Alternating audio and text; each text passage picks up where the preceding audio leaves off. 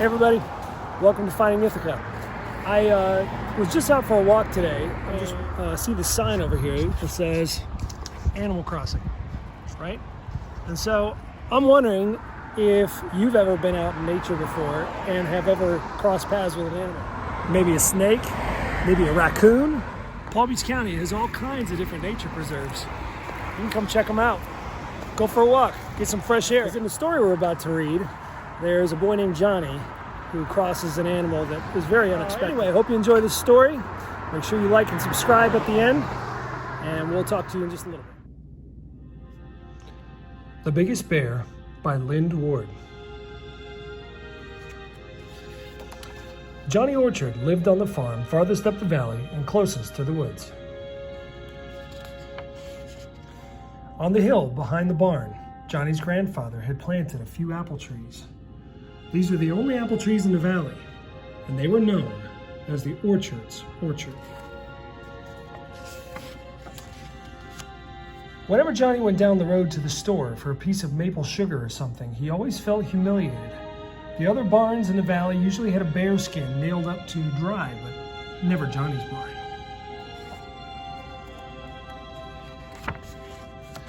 Johnny said, "If I ever see a bear, I'll shoot him so fast he won't know what hit him. And we'll have the biggest bear skin in the whole valley."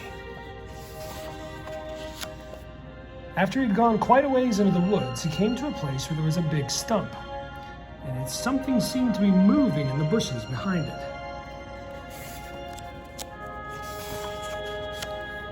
It was a bear, all right.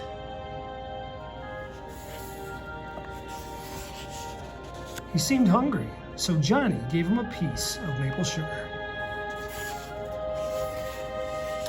On the way home, the bear ate all the maple sugar Johnny had in his pocket. Johnny's mother and father were a little surprised to see that Johnny had really brought a bear back with him. Johnny's grandfather said, "Huff, I suppose you know what a bear likes to eat." The bear liked the milk that was meant for the calves. He liked the mash meant for the chickens. He liked the apples in the orchard. He liked the pancakes on Sunday morning.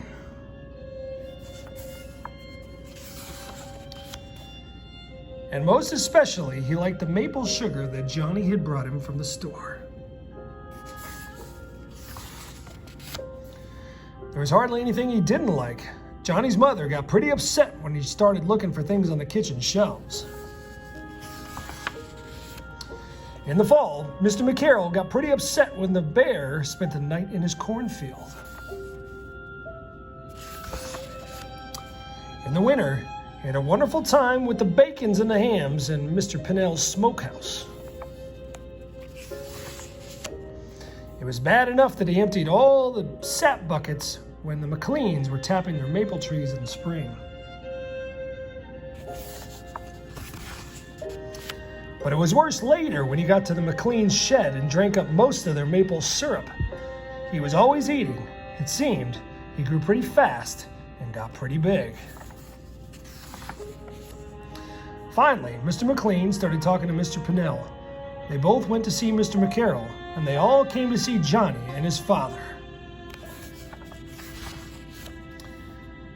What they had to say about Johnny's bear was plenty. He was a trial and a tribulation to the whole valley.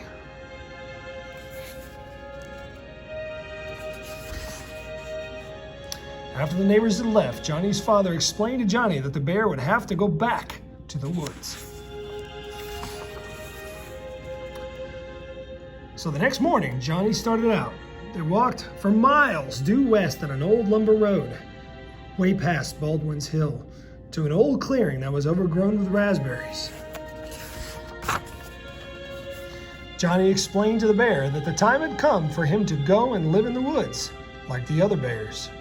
He gave the bear a last hug and started the long walk back home. While he was doing the chores the next morning, Johnny saw that the bear hadn't stayed in the woods for very long. So So Johnny started out again, due east this time, to Blueberry Buff, way past Watson's Hill, and when Johnny left him, the bear was eating blueberries very happily. But 2 days later, he was back again.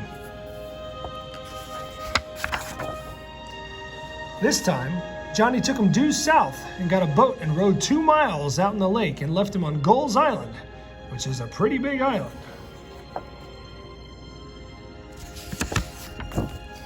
But the next morning, there he was, not even very wet.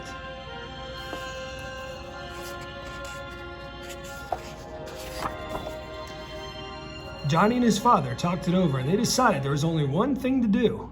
Johnny said that he would do it. Didn't have to go very far, but Johnny somehow kept on walking. They went north this time. There were no roads here. It was just part of the woods where Johnny had never been before. At last, they stopped. Johnny seemed to have a hard time getting a bullet in his gun.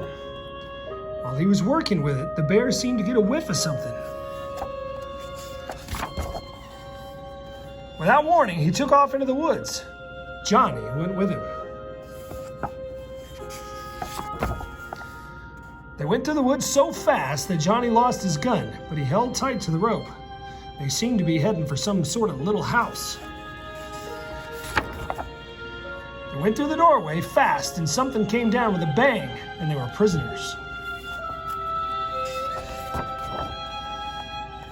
When Johnny looked around, he saw the bear was happily chewing on a big lump of maple sugar that had been put in a trap for bait. Pretty soon, some men came. They were a little surprised to see Johnny in there. They explained to Johnny that they were getting animals for the zoo in the city. They were delighted with Johnny's bear, and he was much bigger than they had ever hoped for.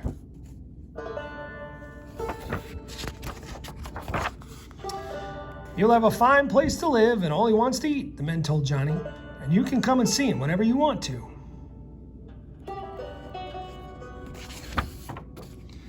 And I'll always bring him maple sugar, said Johnny.